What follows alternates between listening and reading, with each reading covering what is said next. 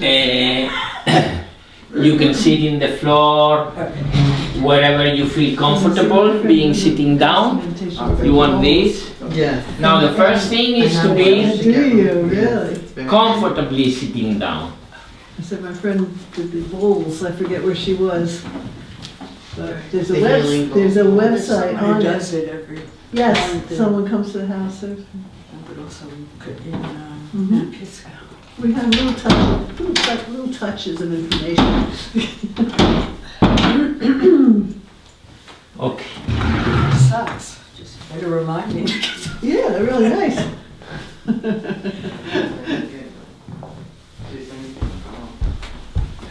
So well, you were beginners.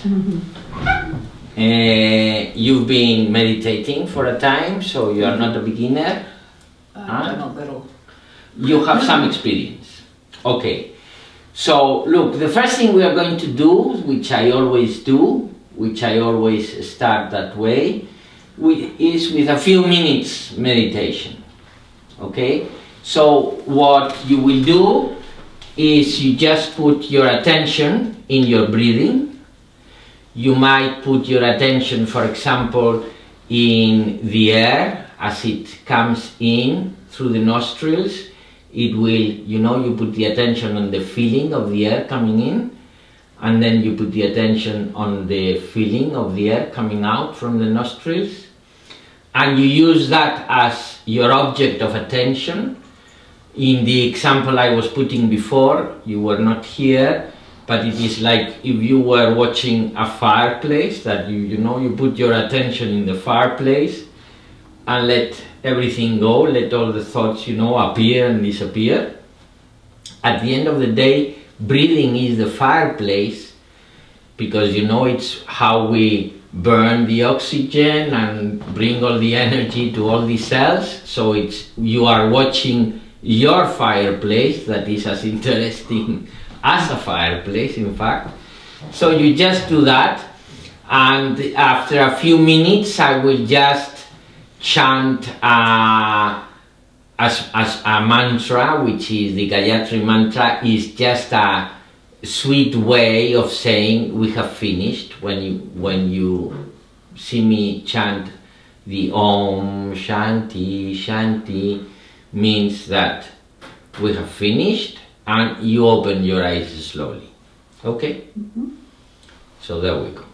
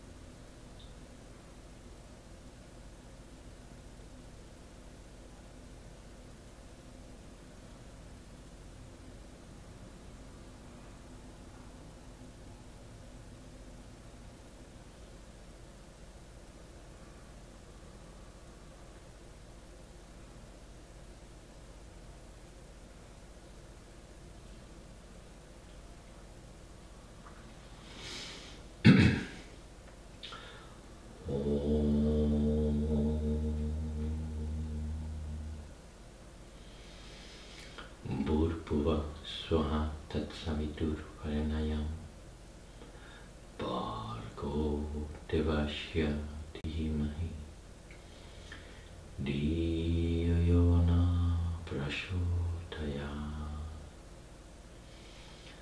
Om Shanti Shanti Shanti.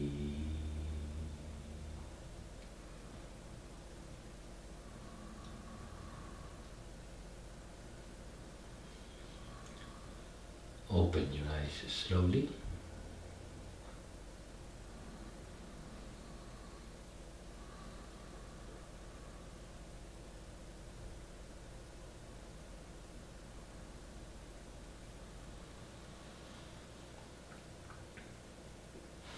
Namaste.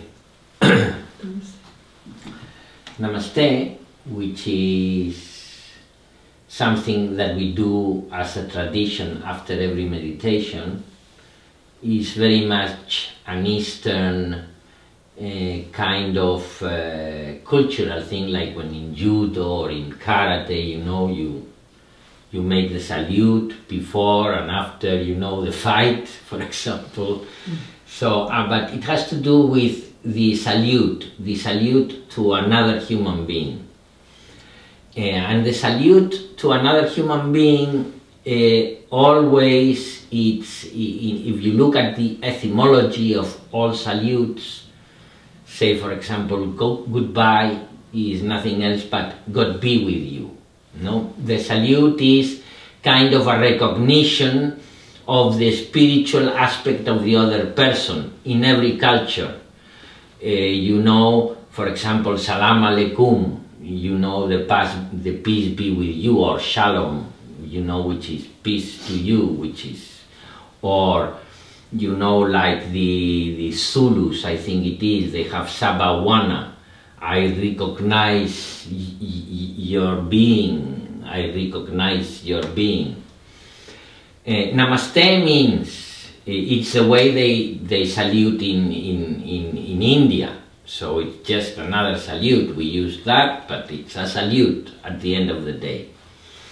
And Namaste means with what I think, with my thoughts, which means with the thoughts I'm having now that I am saluting you, with what I say, in this case Namaste, with my word, and with my feeling, and with what I feel, I salute, I honor the spirit within you, or the divine within you, or what would be the same, the heart within you, that is like the heart within me, which we are two human beings, and I put the emphasis there, that you are a human being with a pounding heart like me, with feelings, with yearnings, with frustrations, with confusions, but like me, and I honor that, and when I do the salute. And we do it like in a ritual way. Every time we finish meditation, we do Namaste. But in fact, it's a reminder, so that when you meet any other human being in the street, in a restaurant, in a bar, in the school, in wherever you meet another human being, you consciously put the emphasis there, in the heart of the other human being, in that which is inside the other human being, because normally we see the external aspect of the other, and we see someone in the street and our mind thinks, look at that stupid asshole. Can't help yourself first. And so we are then watching the external surface level, but behind that stupid asshole, we all have a stupid asshole, recovering us. But behind that, there is a heart pounding, there is a human being, there is a divine essence there. And Namaste, we do it ritually after meditation, but it's a practice. It's a meditation practice that, consciously, when you meet any other human being, you put your attention in trying to feel what he feels, in trying to understand that he is a human being like you, that he has yearnings like you, and frustrations, and confusions, and that he is alive like you, and you say namaste. You say namaste to that, you honor that first, and then we all have a stupid one, which is recovering. So, you know, it's part of the human condition also. So anyhow, let me introduce myself, and then I would like to ask you that you introduce so that we know each other a little bit. I started to meditate back in the 1980. I was born in 1960, so when I was 20 years old. I started to meditate because since I was a little boy, since I have memory, I was trying to find the secret of life. You know, I would, when I was very little, I would put my sisters and my grandmother and my mother and the maid and you name it, would put them in a hall and would explain them about things about how life worked, you know, this size. So, you know, I had this thing, and in fact, I was a very good student and I did my grades more quickly. In fact, I started university, my college, with 15 years old, so very, very young. And I was trying to find the secret of life in science. You know, I published works in molecular genetics in, you know, in important scientific magazines, in Pergamon Press, and the Journal of Molecular Biology and Cell Biology. I was working in the Cell Biology Institute of the Research Council in Spain, which is like the National Academy of Sciences, something like that, you know. It's like the body, the national governmental body for research. But then I got in love with this girl and I started to realize that probably the secret of life was not all about science, but it had to do also with love, with poetry. You know, the language of spirituality, the language of meditation, the language of the heart is poetry. Not the scientific language, not mathematics. The language of science is mathematics. If I want to transmit you, to share with you the feeling of watching a sunset, I cannot explain you the equations of light diffraction because you will not get it. I need to do a poetry about it so that you can get that experience. So really there is the mathematical secrets of life, which are there also, but then there are the, say, poetical secrets of life, and the language of poetry, which is the language of spirituality. So anyhow, the fact that I got in love started within me a search to try to find, you know, the answer to the big questions, like, you know, with the big questions, who am I, what this is all about, where do I come from, where are we going, are things that everybody asks himself sooner or later. I don't know if you agree with me in that one, so you ask yourself, because many times you say, I mean, what's the purpose of this all? What am I doing here? I mean, get me out of here as soon as possible. So, you know, I started to search for answers in that arena. I was not, and I have never been a church person or a religious person, but, you know, I had the intuition that probably in the East there could be someone that could, you know, and I started to look at Eastern masters, meditation masters, till I met my master, Guru Rajananda, which is there. This is also a tradition. You put, for you to understand, you put the picture of your master in the same way that you can put the picture of your wife in the place where you work.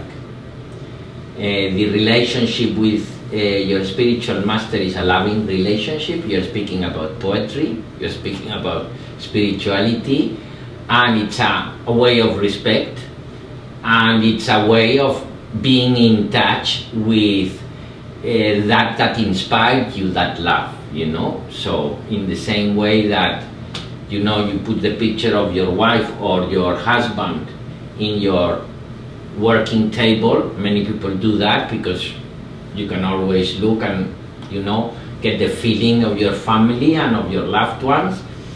Well, it's the same thing, so it's not a cult kind of thing. It's for you to be clear about that. I have a very scientific mind, and I have a very good mathematical training, and, you know, we do not teach here anything that goes against reason and logic. It's just, you know, things that are testable, and the thing is that this is tested in the laboratory of your life, but because we are speaking about consciousness, so it's a very scientific thing, and the laboratory is your life, and that is where you test what you will be learning here, and you will see by yourself if it works or not. You know, the proof of the pudding is in the trying. So I'm going to explain you, dedicate the next half hour in explain you what this course is going to be all about, and the different things you're going to learn. Then we will stop for you need to have a tea, and we have some tea and biscuits. We will stop 10 minutes, you know, to not make it too heavy, and we will end with a meditation technique. I will teach it to you, and we will do it. It will be a meditation technique with this sound, and it will make you feel very good, so you will like it. And that's it. That will be the day today, so that you know what we are going to learn throughout the following days, and we practice a technique so that you have an experience of the kind of techniques I'm going to teach you many different techniques and then you are going to learn how to use them in day-to-day life. Okay? Nice. So, yeah, I need the blackboard to explain these things.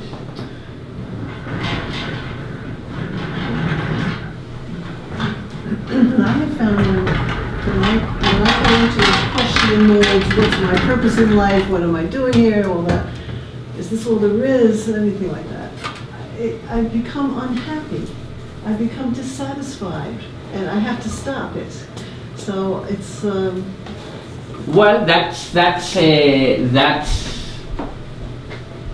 option. That's an option. Say, I don't want to know. right, right. But you know, there is another option, which is discovering that this is the miracle of the divine. Nice. And then live a life with laughter and with love, you know, and you know, a full life, which is what we all want in reality. So the first thing we are going to, there are three main different techniques, three classes of techniques. This is a study made by Luntz, Davidson, and I don't remember the other guy. Davidson is from Wisconsin University, Luntz is from Oxford University, and there is another guy that is from some other university, Harvard, I think. It's a published article. What they did is they studied you know, the meditation became popular from, well, it started in the 70s, but the person that has made meditation more popular is this Dr. John Kabat-Zinn from Massachusetts Institute of Technology. He was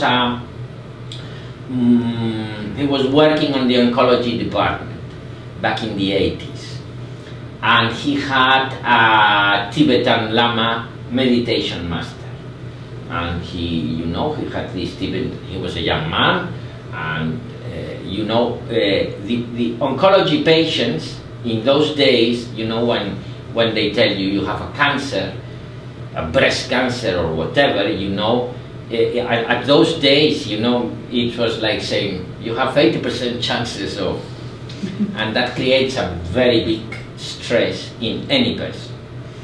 So this John Kabat-Zinn thought, okay, these techniques that I am practicing with my Tibetan Lama master have been so good for me.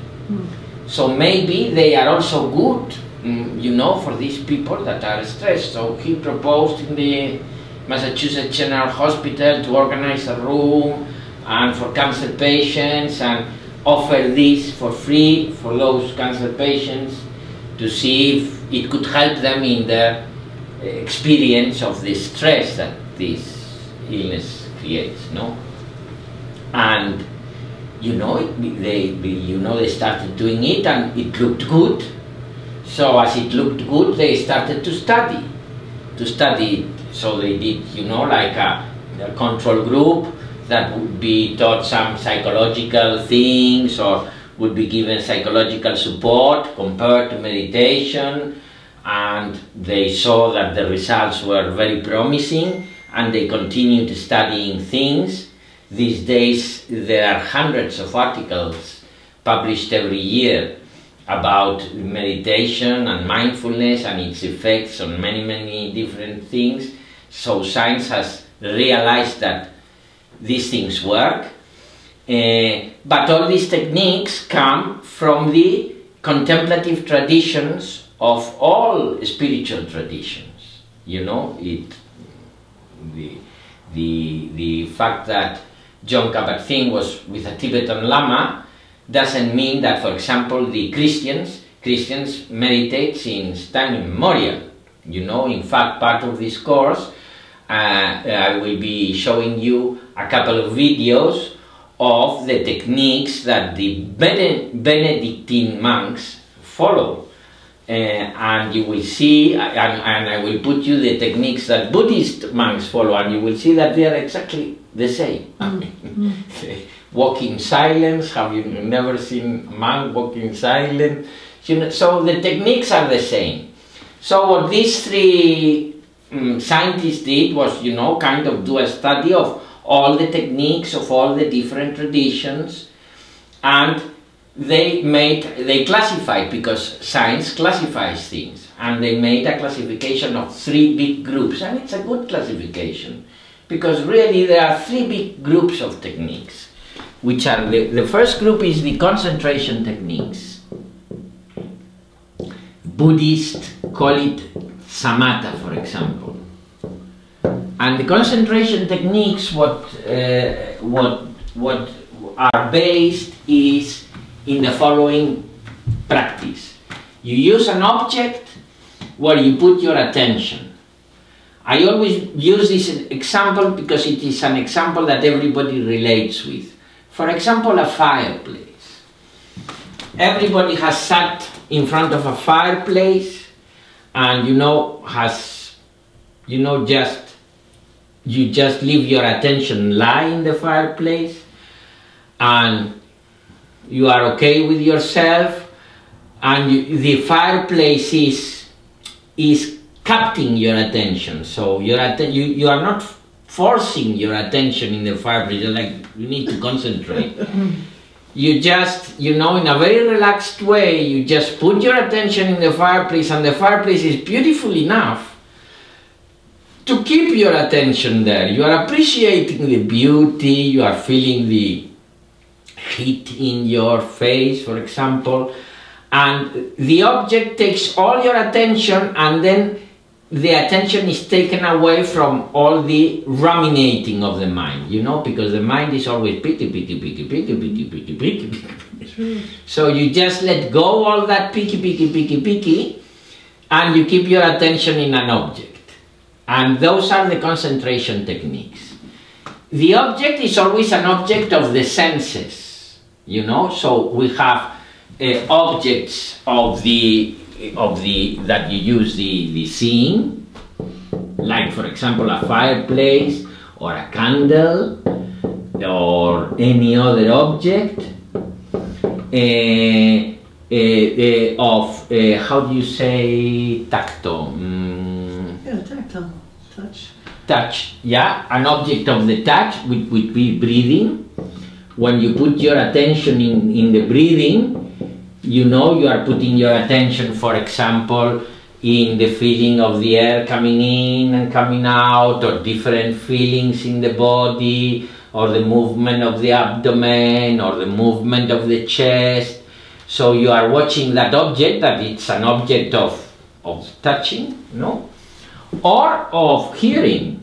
And those are the techniques where you use a mantra, where you put your attention on listening to the sound of your inner voice. But instead having your inner voice saying all sorts of stupid things, you have your inner voice repeating a mantra. And we are going to learn of the three kinds, or these three kinds of techniques. The second great group is what they call the open presence techniques. Open presence techniques are based on one thing, are based on having your attention, full attention, in the moment you are in. John Lennon used to say, life is that thing that goes in front of you while you are busy thinking about something else. So, the open presence techniques are based on being able to have your attention in the only place you can do something for your life or for the life of your loved ones, which is this moment. Because yesterday it's already done, and the next moment, well, when the next moment arrives, you will be there, you know. But it's this moment, the only place where you can do something about it. So the techniques that are used to train your attention to be mindful of what you are living, moment by moment, mindful of the thoughts that are happening there, the emotions that are happening there, and with a non-judgmental mind, so not judging, you know, judging and discerning are two different things. I will put you an example. You are in front of a, how do you say this, when you are wounded, okay, of a wounded boar. You know boars? Mm-hmm. You have boars over here. A wounded boar is dangerous, we all know, right? So if you see, you know, imagine that you are walking through a wood and there is a wounded boar, because you know a cat hit him. So you discern it's dangerous, but you don't judge him as a bad boar, because he's just a dangerous boar, not a bad boar. So discerning and judging are two different things. To understand reality, you need to have a little bit of scientific mind. And science, to understand something, cannot say that, say, the electrons are bad because they are negative and no mass, and the protons, they are positive and they have mass, so these are the good ones and these are the bad ones. Or a scientist cannot say, you know, the lions are bad because, you know, they kill the gazelles that, you know, they only eat vegetables. And they kill the little gazelles, not even the big ones, just they poison, so they are bad. Because you would not be able to understand the balance of nature. And we say it's good weather, and we say it's bad weather. But would we be able to live with only good weather? No bad weather ever, you know, no rain, only good weather, good weather. We would not be able to live. So nature requires the two, and understanding reality and understanding life requires that you have a non-judgmental mind. That you understand that there is the opposites that are always interacting, a little bit the yin-yang, the concept of the yin-yang, but it's not that they are good people and bad people. Benito is a retired policeman like George, so they deal with bad people. I teach meditation in Spain in prison. I've been teaching there for 4 years. In a prison nearby where we have the center in Spain. And we teach in many modules there, but one of the modules is like the high security one. You know, it's people that they have more than 20 years sentence. And so this means that they are murderers, you know, pedophiles, terrorists, you name it. Bad people with guarantee seal, because many days we say, oh, that's a bad person, but you know, these are bad people with the warranty, with a seal of quality.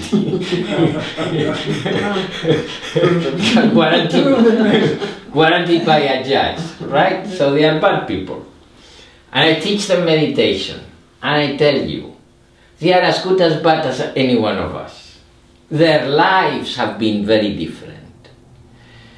I will give you an example, just for you to get an idea of the kind of people that go. But many people are simply lost their mind already. The prisons are full of people that, you know, are psychiatric cases. But this woman, for example, this woman had an 18-year sentence. She was the daughter of a prostitute. At 8 years old, the couple or the pimp, you say pimp? Yeah.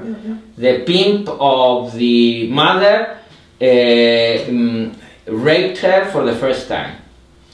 She was raped several other times by other people. At 12, escaped from that place and joined with this Dominican gang of people that were dealing with drugs.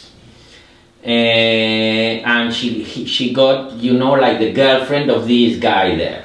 And, you know, she was 17 or 18 when, you know, they were going to collect some debt to this disco. So she went into the disco to get the guy out because, you know, what they did was kill him. So she was an accomplice, 18 years prison. But the question, is she a bad person? You have to live that experience. You have to go into that body and live that experience and have that behavior implanted in you. I mean, she was raped. She was, you know, she has been defending herself the best she could. The best she could, you know. And you know, when I teach meditation to these people, they realize that they are not bad people. They realize that they have these patterns, these models, these previous experiences that got them to that place, and that they can overcome all that if they overcome the patterns that determine their behavior, no? So these open presence techniques are based on that, on having this ability of being present with all your mind and aware of your thoughts, of your feelings, of what is happening, without having a judgmental attitude, just an understanding attitude. Look at the word understand. Understand. To understand something, you have to kind of understand, stand under. So, and the third techniques, the scientists call them non-referential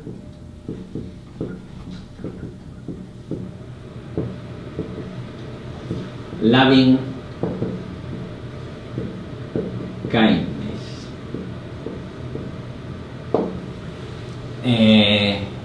which is all those techniques that are there to non-referential, which means that not refer to anything in particular, just to, you know, excite your loving, your kindness, and I prefer the name devotional practices, because soul, for example,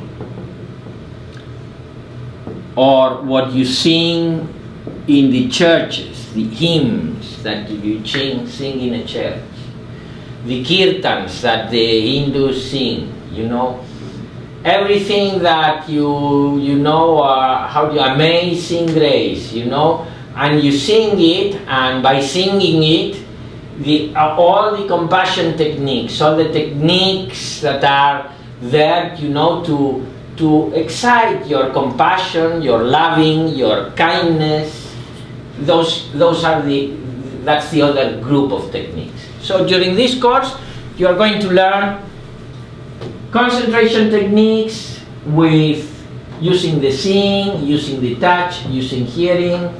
You are going to learn different open presence techniques, and you are going to learn different non-referential loving kindness or devotional practices techniques, and you will get a good understanding on the whys and wherefores of each of those techniques and how they are practiced. Now,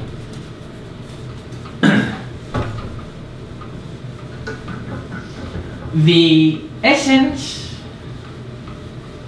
of this course is to learn to live one day.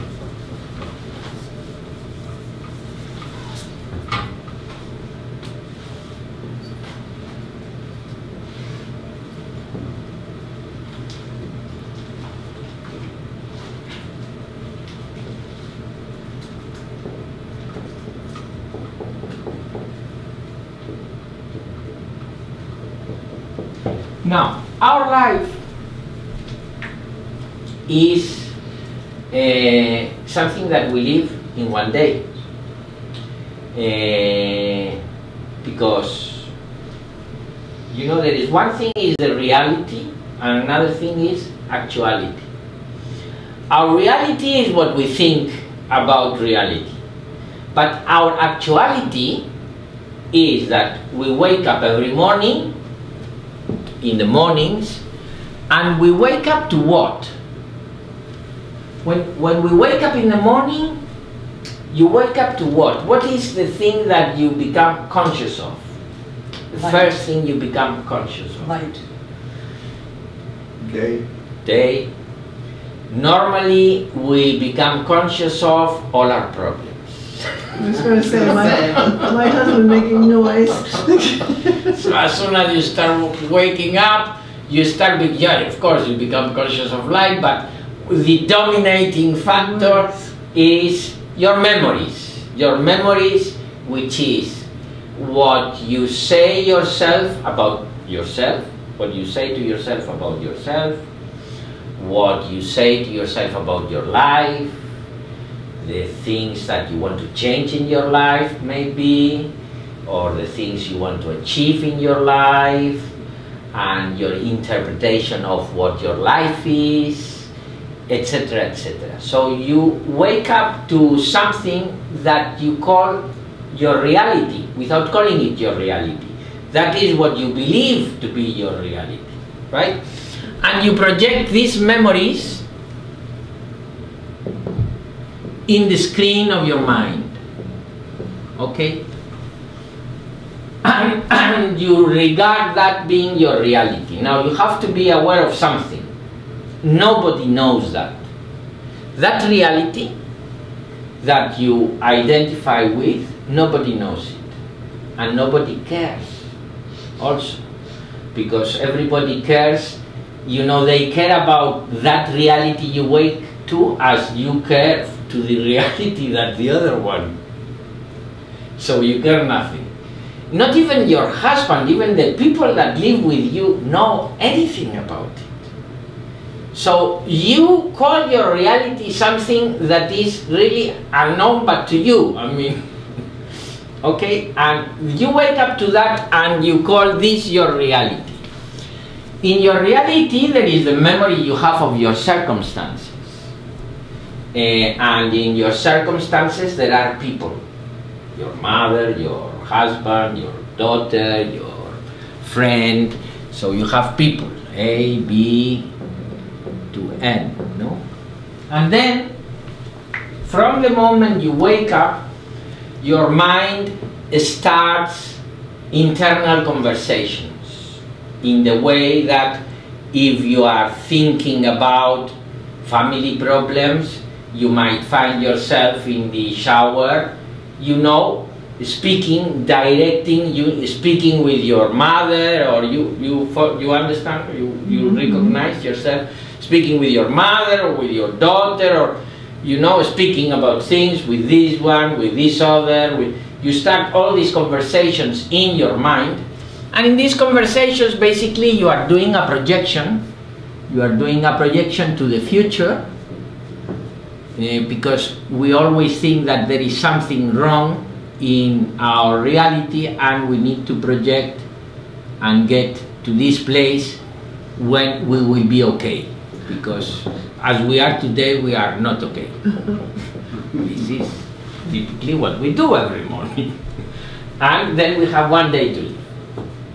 Well, one of the things that we are going to learn is put the emphasis in the only thing that is important, because this is, sorry for using this word, this is pure bullshit.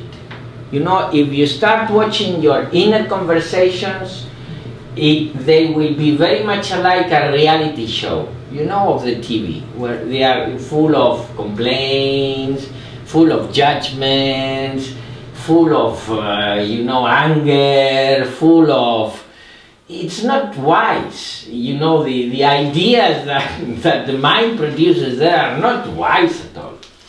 And you achieve nothing. You achieve nothing, because one of the things I usually tell people is, go back in your memory to a date which is long enough ago. For example, it could be 2001, when the September 11. You will remember that those days, okay? So go back to those days. Now, bring to your memory the place you lived in, your circumstances then, when you woke up, what was the kind of projection you created in your mind, what were the people that were relevant in those in those moments, what kind of projections to the future you did, and tell me, were you right then? No. You are neither right today. It's the same mechanism. And the only important thing is that in the only place you can do something for your life, you can do something for the life of the people you love, is the day you have to live. This is taught in all spiritual traditions. In our tradition, which I suppose we all come from the Christian tradition, right? In our tradition, it's in Matthew. It says, Matthew chapter 6, verses, I think it's 23 to 32, paraphrasing.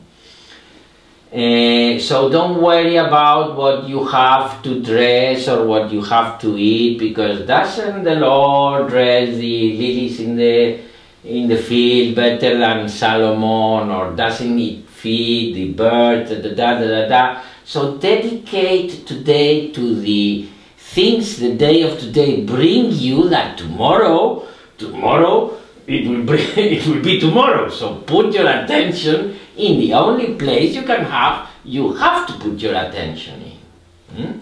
And this is in all traditions. It is taught in Buddhism, it is taught in Hinduism, it is taught in Christianism. So in fact, this class, I'm not going to say anything that has not been said by all of these spiritual traditions before.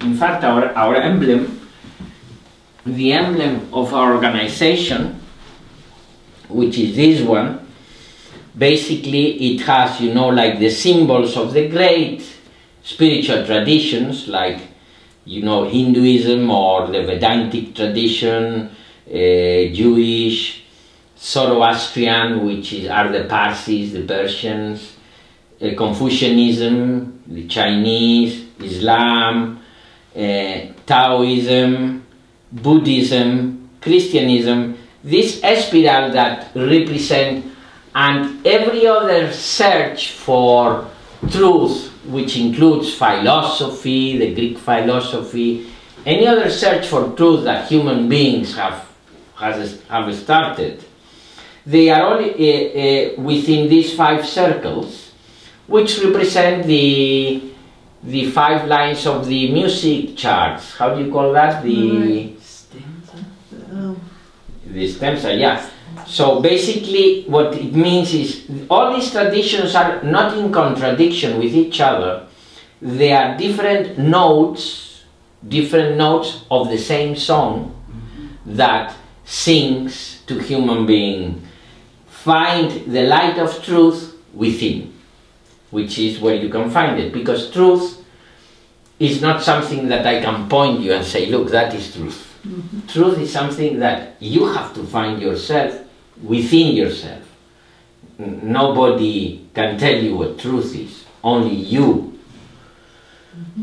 can find. That's why, it's very much said that the external teacher is there just to give tools for you to get in touch with your internal teacher, which is the one that will lead you to the experience of truth.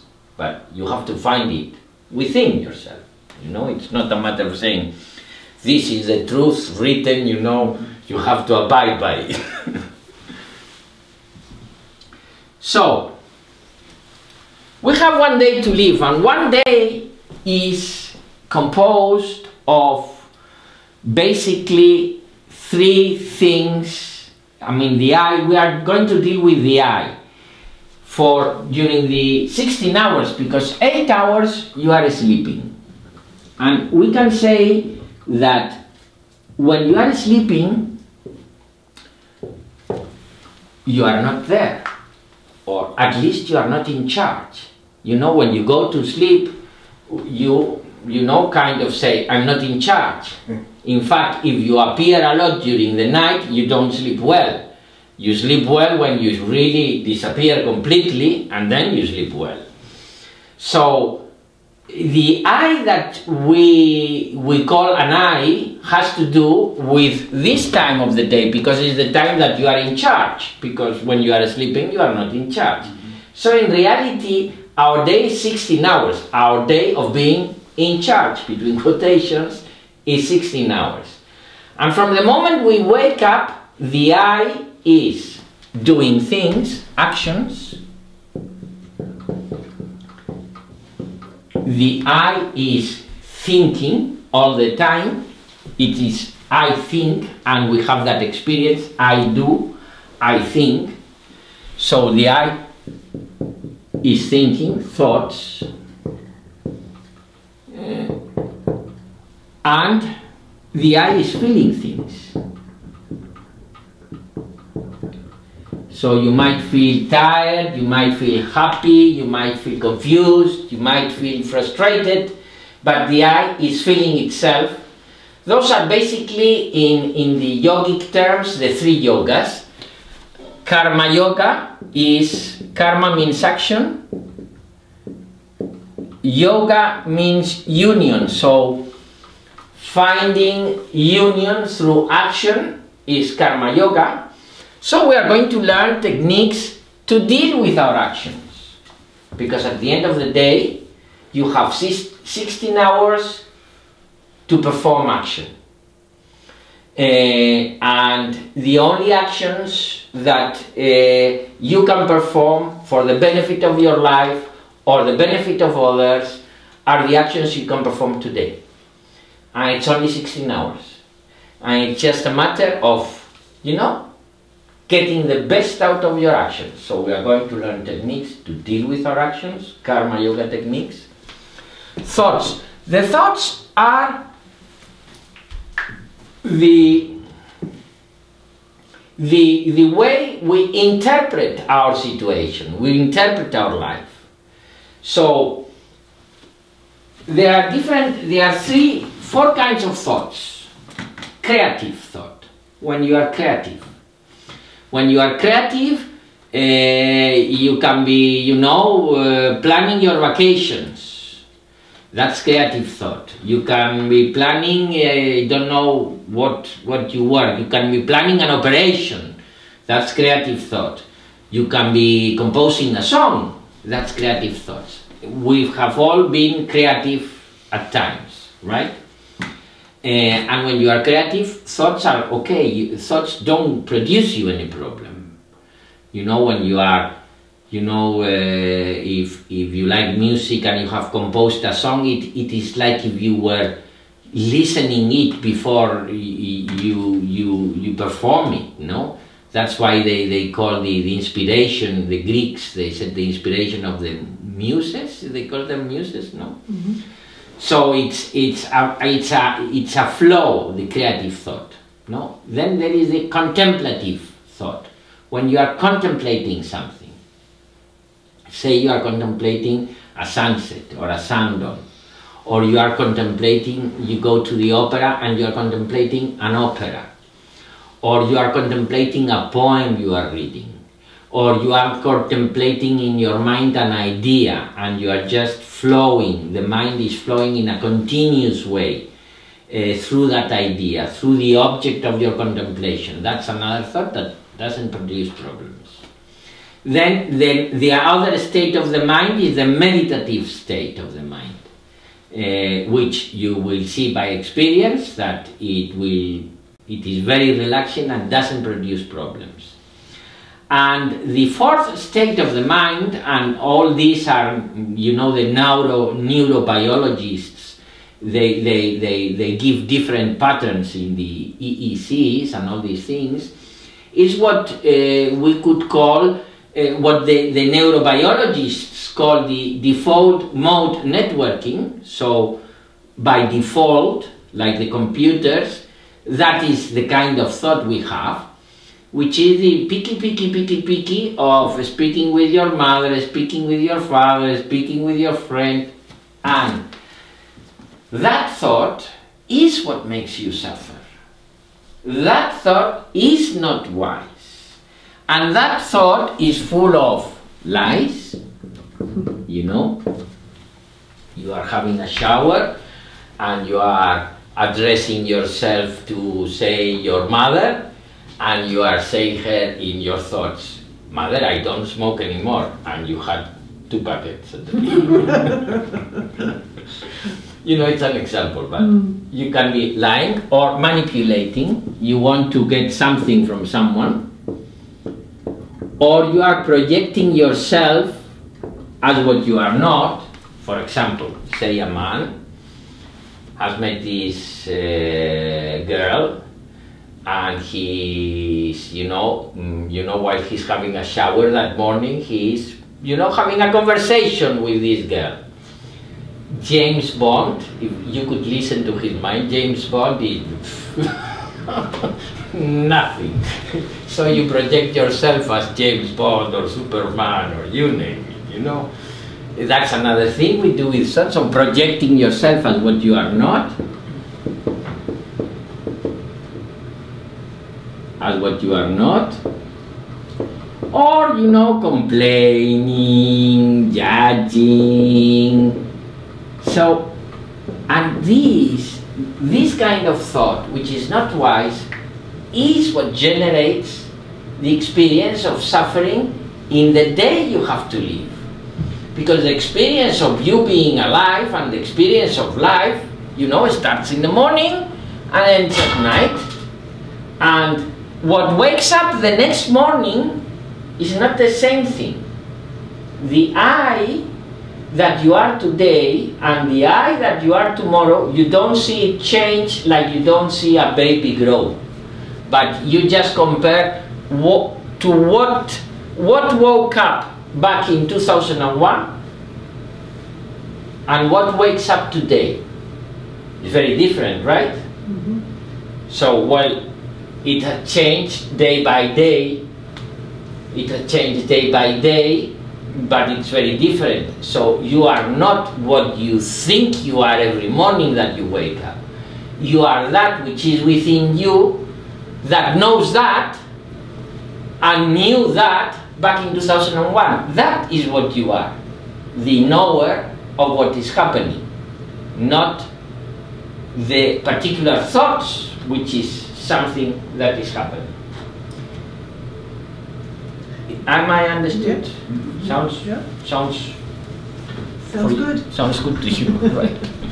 So we are going to learn how to deal with thoughts. How to, little by little, being more time of these 16 hours. We are thinking all the 16 hours. Instead of being 17 hours, picky, and then nothing creative, nothing contemplative, we are going to learn to have little by little more creative time in our thoughts, more contemplative time in our thoughts, and you know, and less, little by little, less and less ruminating of the mind, the picky of the mind, the negative, all that negativity, and then feeling. What is the feeling that is the engine to have a good day?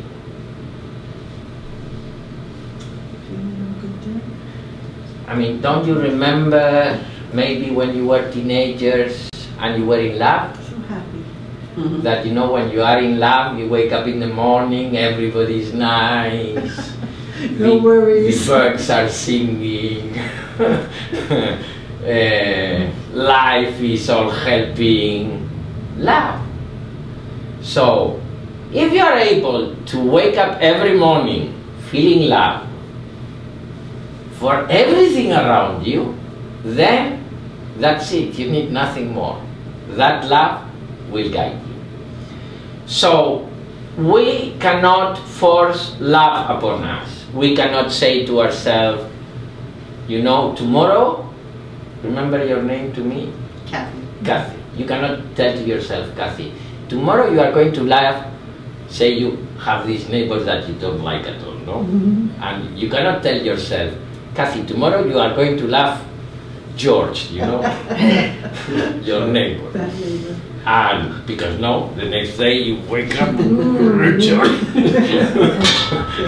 So you cannot force love upon you, like you cannot call butterflies to come to your garden. But you can put flowers in your garden, and then eventually butterflies come. So we are going to learn to put those flowers in our garden, in the garden of our lives, so that love eventually happens. Because when love happens, then that's it. Then love takes you, you know, and takes you throughout your day, day after day. So this is what we are going to learn in this course. And now we are going to have 15 minutes to have a coffee, we have tea, we have coffee, we have some biscuits, and we will finish with a meditation. We will learn a simple practice. We will do a simple short practice today, and next Thursday we will start doing more deep, more longer practices. Any questions? I can't imagine doing this on a Saturday for 8 hours. It must be so hard if you're not, people that I know are coming are experienced. Well, but you know, when we do it in the whole Saturday, because it's many things, right? But it's all obvious things. I haven't said anything which is not obvious. But then we wait, we have a lot of speaking, and then, you know, it's I talk and then meditation. And then I talk and then meditation. And you know, well, in fact, when in the Saturdays I start with meditation. That brings everybody together and puts them in the flow, you know. Today I prefer to give you the introduction first, and then now we will do the simple technique that you're going to enjoy, and you are going to learn many techniques during these 8 classes, because you know, you will, by the time you finish here, you will have tools to deal with your day-to-day life and start finding easy ways to get the best out of your day. And that's the best thing you can do for your life, or for the life of your loved ones. Simple as that. So please, now you must have a tea or a coffee or water or something. We must share a little bit. There are some biscuits there. It's part of the... Find out if we like or hate each other. We'll take it for 2 hours. We're breaking it up, so this way after you leave, we're going to come back again if you have more questions. You know I like it better. And it's better. It won't be so, because I think on the weekends it'll be more crowded. But this is nice that you can leave with it and think about it. And if you have questions, well, we'll be back Thursday, you know what I mean? But it's very good. I started it when I went on the police department in the NYPD in Harlem, in the High Crime Precinct back in the 70s. And I took it as a way to cope with everything. Some fellows I worked with took self-defense courses, started lifting weights to battle, you know, and prepare for the physical part. But I took yoga for the physical part, just to stay loose, and then dealing with seeing murders and killings and the stress of the job. I said, I need the meditation part. And it really helped me. And then throughout my whole career and doing other things in my personal life. It's really good. And that's why every once in a while I get away from it. You know, when you start feeling good, and you find other things. And I come back and forth throughout my life experience to it, you know. Now I'm coming back because I want to get these things back in with the different meditations. You want to come back. It's like a refresher course, you know, in life, you know. Where did you take it first? I took it in Manhattan first. And would you believe the first yoga course I took was in 1975 at Bloomingdale's in the basement. Oh, no kidding. Yeah, and then from there I says, for yoga, I got to try this meditation. My older son just started yoga, and you can't believe how much better he feels throughout. His back pain's gone and things like that. You release this tension that you have built up that you don't realize.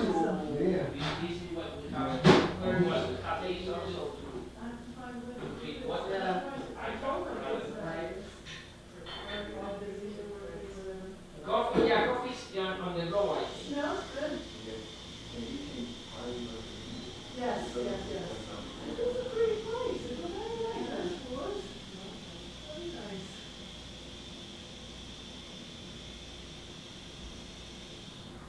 So have you been in town long, or do you go back to Spain, or what? Well, I arrived here on what it was on. How days ago?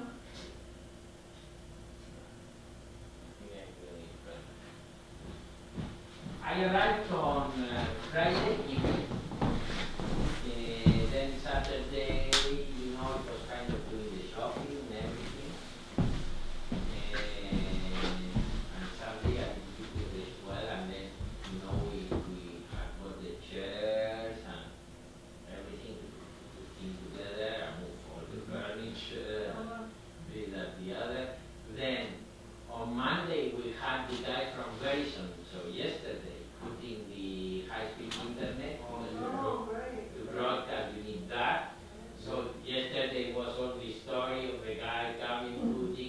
testing, and then, so since I arrived, non-stop. And the next 2 nights, you might have to put the fire station on. I wonder, Yeah, it's very more cold. snow or Teams, I think that was a team. And so you're living here then? You are living Yeah, I am living here during this month. Then I go back to Spain the 1st of April. But I'll be back. I'll be back.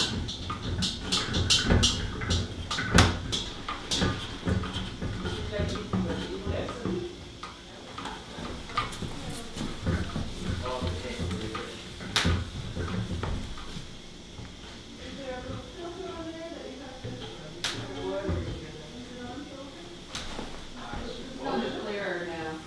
You know, we're Yeah, you're gonna have to let Yes, them it's on know. the makes a difference in the taste. I only have 2 cups.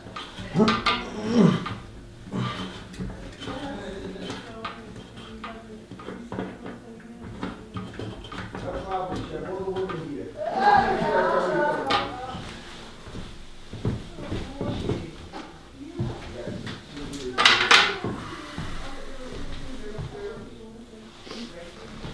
yeah, we went this to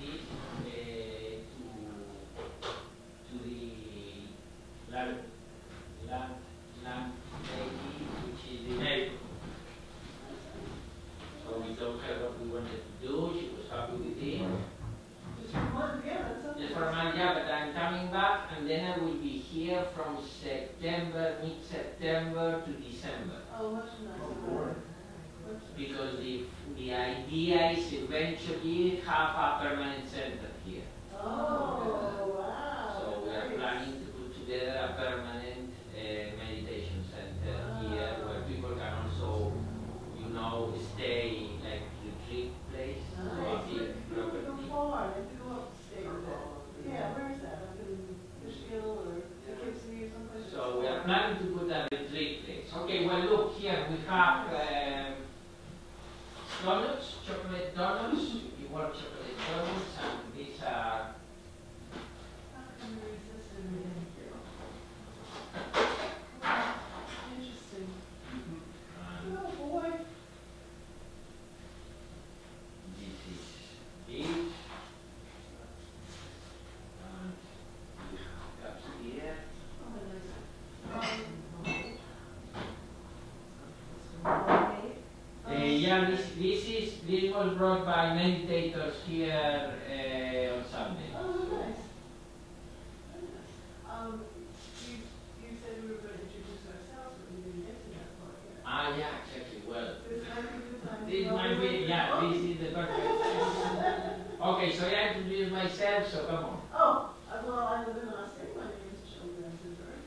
And it's interesting what makes you come to a certain thing. I'm retired about, oh my God, more than just about 10 years. I'm retired now. And I used to teach hairdressing in the school. When you talk about dealing with bad kids, you know, I could have used a lot of this at that time. It was like, wow. Anyway, now I'm dealing with a very sick husband who's been bedridden, and I'm happy to get a Hoyer lift to get him out of bed into a wheelchair just to see a smile on his face. Right. But I need this too because I'm getting grumpy at times, you know, and it's Right. like, So it will help you a lot. It will help you. Meditation energizes also. It gives you extra energy to deal with your life. everything in the negative thing. I'm Kathy, I live in Austin. Had lots of trials and tribulations. My husband passed away very young. About a year and a half ago. Yeah. Yeah. So I'm back. So You have children? I do, yeah. Three kids. So they are on your shoulders now. Yes, and I have a son, especially. Uh-huh.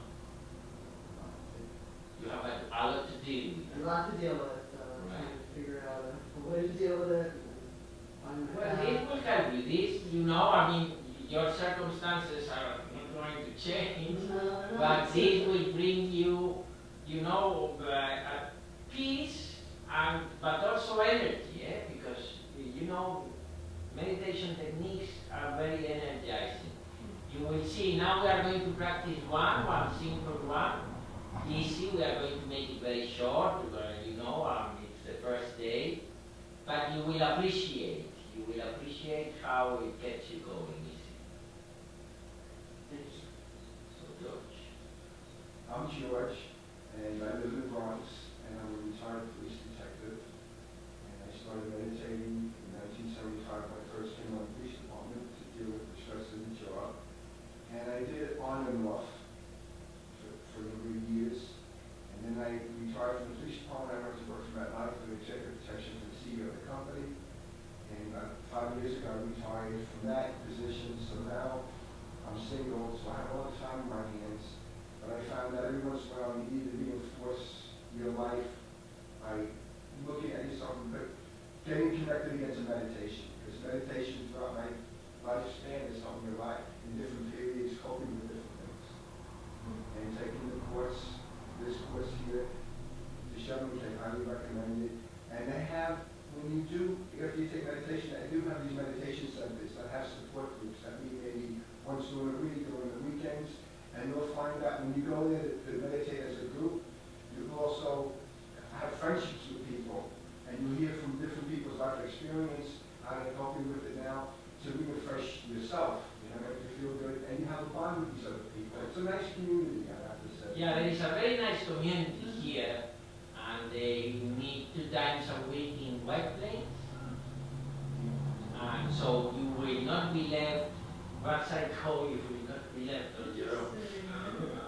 You will have well-trained teachers, and not only will be coming back in September, but there is a well-trained group of teachers here, and a nice community, you know, of meditators. Some of them have been meditating for 40 years. So you know, there is a strong support. No, that's it.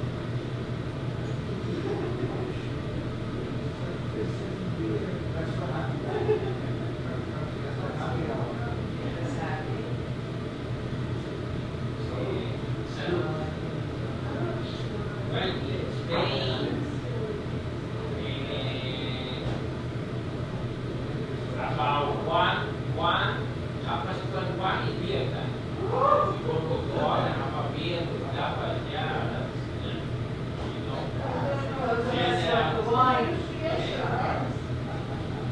Yeah, wine or beer, wine or beer.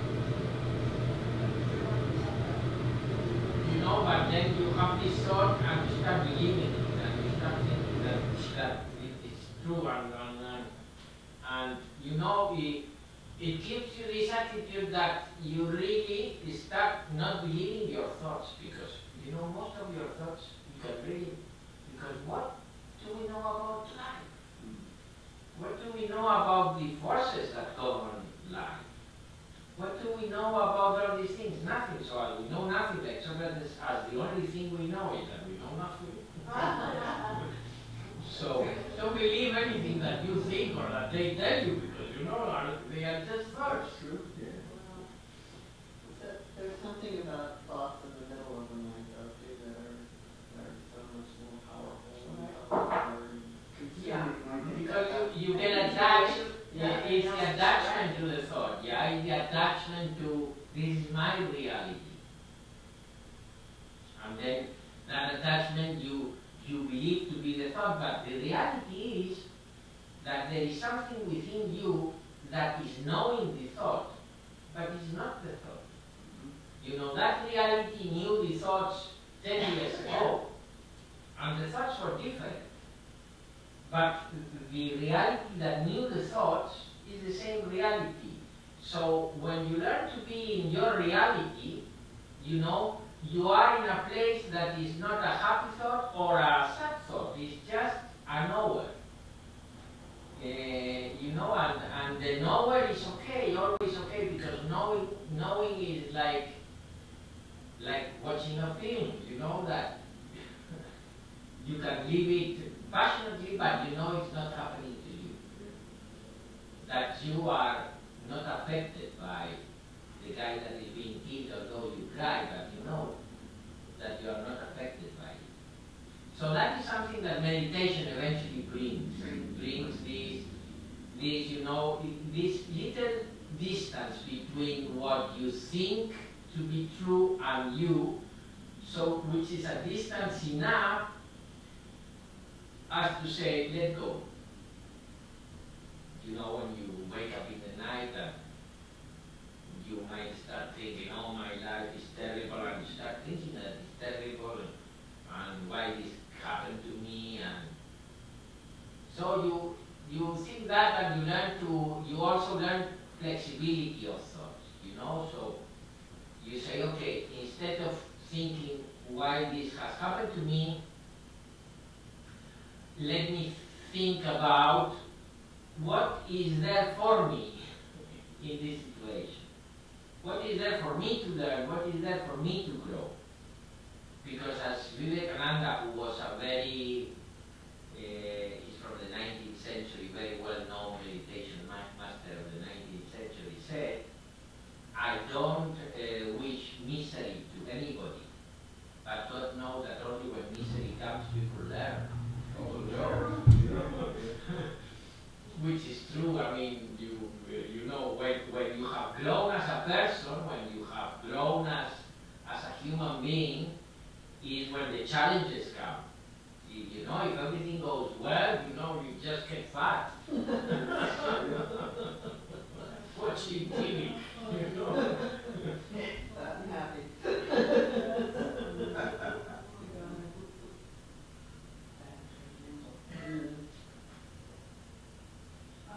Are we using the dishwasher, or shall I rinse out the cup? No, just put a little bit of water and don't worry that we will take care of it. Oh, is that nice? That's right. And then I'll take it. Times are changing. You know, we are going to a matriarchate now. Thank you. Okay, I'm going to go upstairs for my mala, which I need for this technique.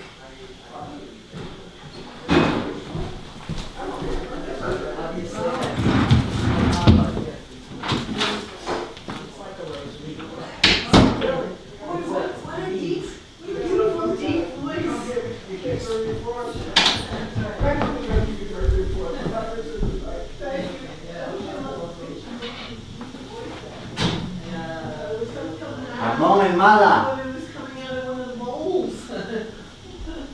Thank you. That's very nice. Oh, you're welcome, of course. We gotta help each other. You know, life's too short. You're gonna, after the 4 weeks, you're gonna really be able to you're gonna enjoy it. To me, this is great to come back and hear it from a different person, a different Yes, perspective. it's great. Yeah, and you're really gonna like it. Is there a ladies' room I could use? A bathroom? Ah, there. Yes, thank you. You're welcome.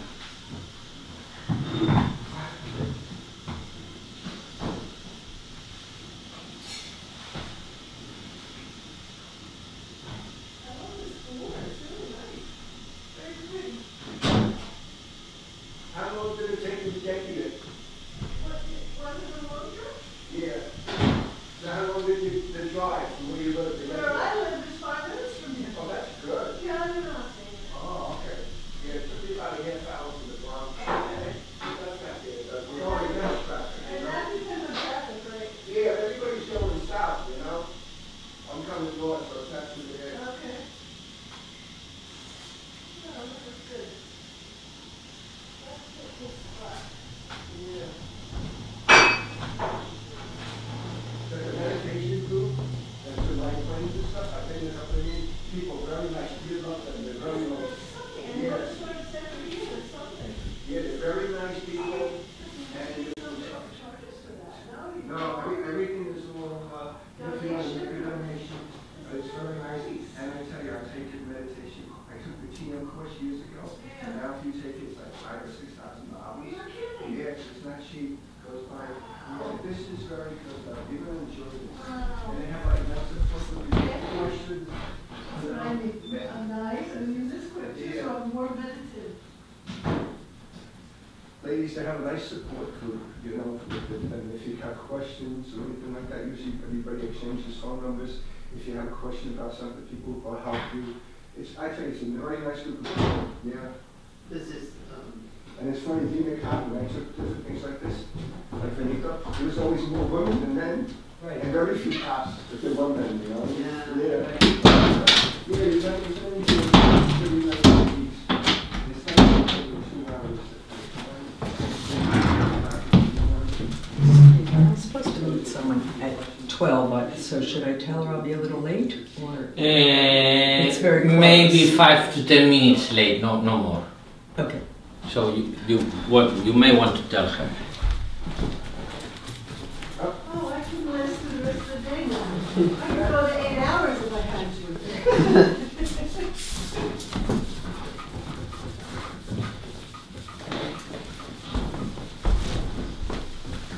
Now all the information I am giving you in the course. Now before you go, you leave me your emails. Oh boy, that'd be great. Because I will be inviting you to Google Classroom. Oh, nice. And you will get through Google Classroom all the Wonderful. all the materials. So you don't need I have to one- make one- memory or anything like that. Next week, Wednesday, I cannot make it. I have a previous engagement. Is it on Wednesday? Not Wednesday, Thursday, sorry. Next week, Thursday.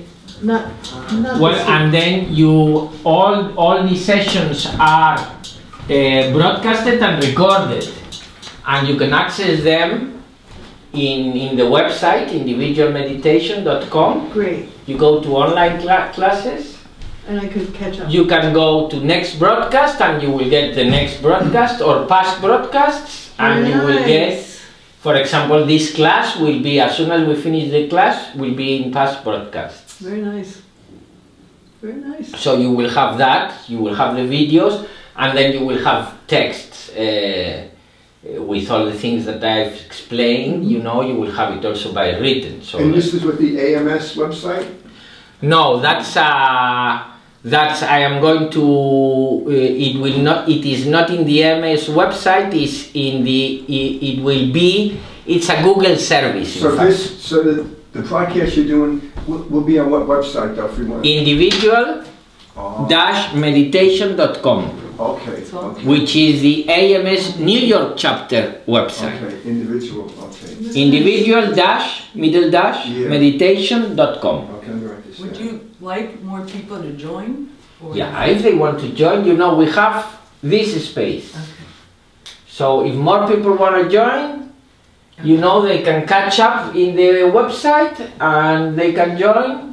You know, I'm here People know. to give this. So Nice. Great. you know, as much as they want to receive, I am happy to give.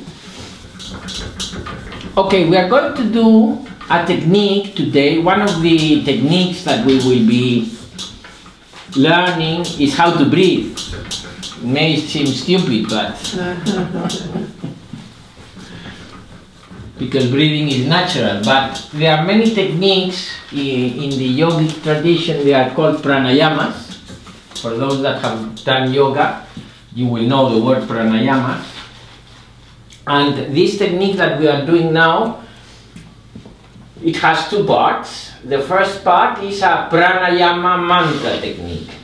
A pranayama mantra, for you to have an idea, have you seen these videos of Tibetan monks that they are you've seen them, no? Well, basically they are doing pranayama mantras. A pranayama mantra, and the pranayama mantra that you are going to learn, I will explain you what it's all about. It's about you, when you are doing the pranayama mantra, what you are going to do is observe yourself doing it. So you are going to breathe in very quickly and breathe out very slowly, and while you breathe out, what you are going to do is vocalize a mantra. A mantra that means nothing. It's just a sound. It's not Sanskrit, like if it was a language. No, there are mantras that are in Sanskrit, not this one. This is a bija mantra, what it's called. It's based on the theory of mantras that would be, too lengthy to speak about, but basically it has to do with the way the Eastern people understand cosmology, that the physicians, the physics today, look at the old Indian philosophy and say how similar it is to the way they understand things. In this cosmology or in this cosmogony, the first thing that was there was a vibration. That was the first manifestation, a vibration, and that vibration is Om. That was the first vibration. So people could say that Om means God, like the first expression, but it's not the word God, which would be Brahman in Sanskrit. It's simply the sound. So a bija mantra is composed out of sounds. That if you put this bija mantra in Google, you will get lots of translations which are interpretation of the sounds.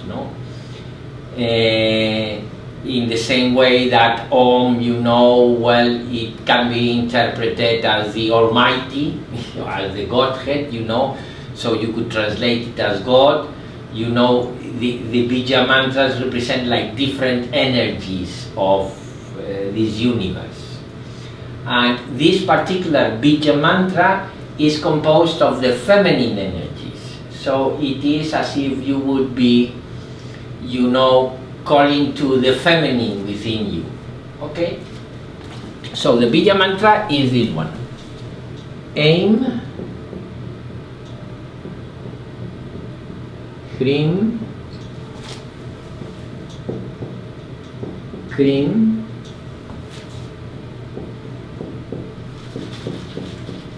Chamon, Daye, Vi,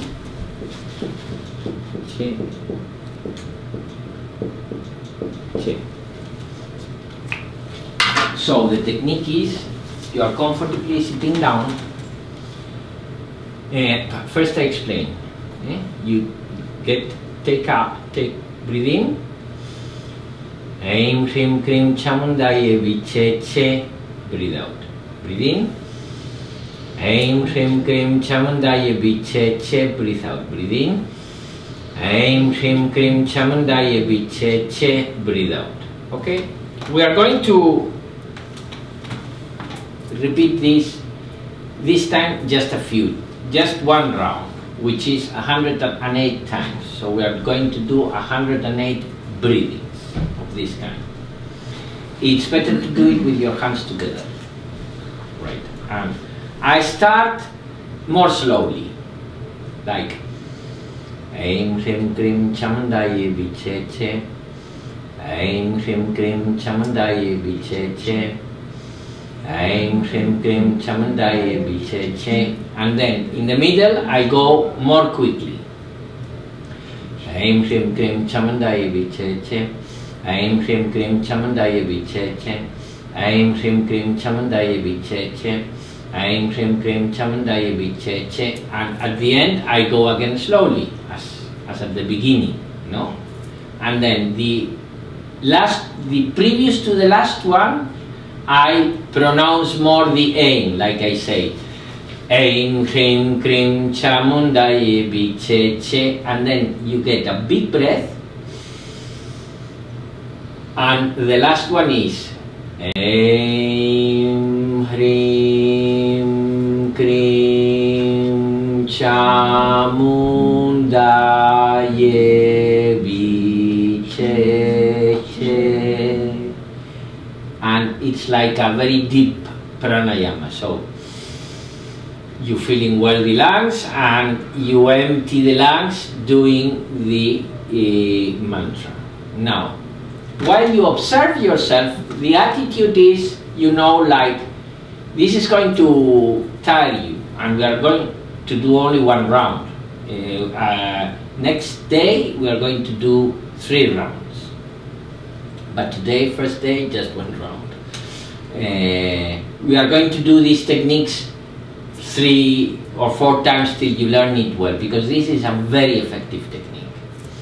While you are doing the pranayama mantra, what you are doing is observing yourself. And you will observe what? You will observe how your mouth moves. You are doing a complicated movement of the mouth. You can observe your breathing, because you and you can observe that, you know, normally you end up putting the stomach in because you want to do it only 1 breath. You know, you observe yourself. And one of the things that will be there in your field of observation will be your thoughts. But most thoughts are verbal. And you will be busy moving these muscles to say nothing while your mind is thinking verbally. And this creates a little distance between your verbal thought, because these muscles are connected with your, that's why people think and speak to themselves many times, you know, because they are connected. The precortical frontex is connected, which is the verbal thinking, is connected to these muscles. At the end of the day, you are doing like footing, but instead of moving these muscles, you are moving these muscles, saying nothing. So what you do is, you know, all your thoughts, you just let them go, let them go, let them go, because you are busy repeating nothing. And you just observe yourself repeating nothing. When we finish, it's only going to be 1 round. We will be all with our eyes closed. If you need to open your eyes to see this, you open it, but as we are going to repeat it, you just follow me. Just follow my rhythm. You don't need to shout it. You can say it for yourself, so you don't need, I will say it in a higher tone so that you can follow. And we do it all at the same time, which will also make us all breathe at the same time for 5 minutes, because every round is 5 minutes, more or less. So we will be breathing at the same time for 5 minutes. This helps to create kind of an harmony in our vibrations. And then when we finish the round, we just stay in silence, and we use as the object of observation our breathing. And we leave our breathing completely alone. We just breathe when the lungs want to breathe. We don't do nothing to breathe in any way or form. What you will realize is, after we finish the last round, the one that is the last chant, the breathing will have gone very slow. It will start going very slowly. You just put your attention in your breathing as you would put the attention on the fireplace, and enjoy the feeling of feeling yourself breathing, feeling yourself alive. Let all thoughts go. If by any chance a thought captures your attention and suddenly you are doing the shopping at Walgreens for tonight, and you realize in your mind that you have lost contact with your breathing, you just let Walgreens go. They are not going to escape, they will be in the same place later. You just let Walgreens go, or whatever Walgreens it might be, no? And you bring back your attention to your breathing. And you continue doing that. You know, every time your attention gets distracted out of your breath, you just let go of the thought and just tell to yourself, look, I'm just here breathing, enjoying that I am feeling myself alive and breathing.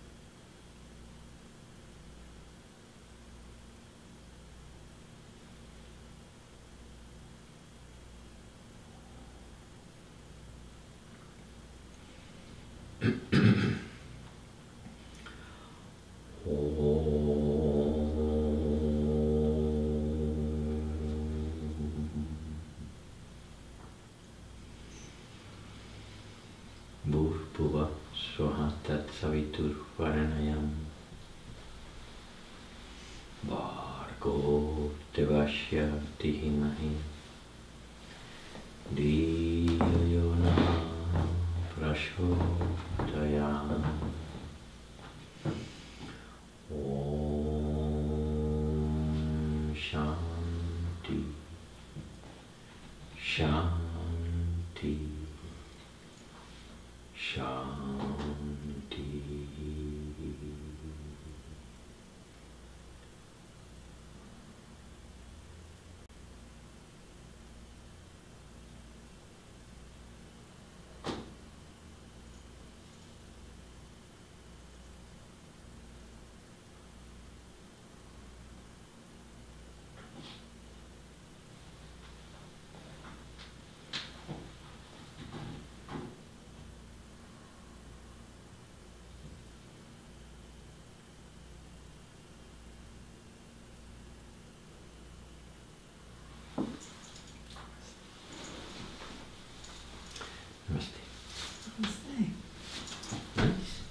Nice? Very nice. Very nice. Nice? Yes, thank you. Oh, You also? Yes, very nice. Good. Thank you. Second word I had trouble with. How do you pronounce that? Shamundai? No. The aim. Hrim. Hrim. Hrim. Hrim. Harim. Hrim, yeah, Harim. Harim. like Dr. Hawal. Hrim, this would be Harim. like two E's in Okay, English. Harim. Okay. Hrim. And cream like cream. I was hearing T for some reason. I thought that's not it. It closes, you know, like in the M. Aim, Hrim, cream. So the Okay. mouth always Aim, ends in the M. Harim. Shamudai. Very nice. I'll just write that down. I can practice. So, on Thursday more. More. Good. Very Thank nice. you very much. Do you mind another visitor? No, please. Look, we have all these places. Okay. And Thank I you prefer so it to much. be full than, you know, because I came all the way from Spain. the more the merrier. The more the merrier. To offer Thank you this, very much. I'm and sorry to be running. it will be beneficial. Very good. I know because You my could friend feel, is, you know, when can't make it Yeah. all the when you're doing it, time. yeah, you can definitely feel it. Yes, I feel very relaxed. Very Yeah. nice. Good. Very nice. This is Okay. just the beginning. And this is exactly, this is just the beginning. It will go deeper and deeper That's every it. day. Yeah, very relaxing. Very nice.